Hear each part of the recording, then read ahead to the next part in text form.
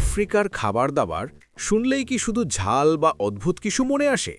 আসলে বাস্তবটা অনেক বেশি বৈচিত্র্যময়। বিশাল এই মহাদেশে ৫০টিরও বেশি দেশ, আর প্রতিটি অঞ্চলের খাবার আলাদা স্বাদ ও সংস্কৃতির গল্প বলে। পশ্চিম আফ্রিকায় জনপ্রিয় জলফ রাইস, টমেটো, পেঁয়াজ আর মশলায় রান্না করা ভাত, যা অনেকটা আমাদের পোলাওয়ের মতো। আর আছে ফুপু, ক্যাসাভা বা প্ল্যান্টেন দিয়ে বানানো নরম ডো, যা স্যুপ বা স্টুয়ের সাথে খাওয়া হয়।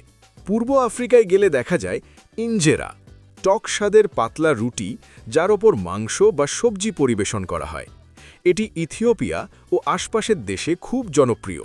দক্ষিণ আফ্রিকায় ব্রাই নামে এক ধরনের বারবিকিউ সংস্কৃতি রয়েছে।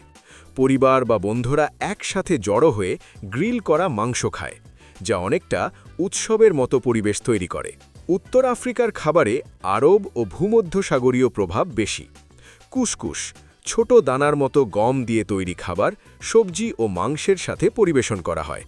এছাড়া তাজিন নামে ধীরে রান্না করা স্টুও খুব জনপ্রিয়। আফ্রিকান খাবারের আরেকটি বৈশিষ্ট্য হল প্রাকৃতিক উপাদানের ব্যবহার।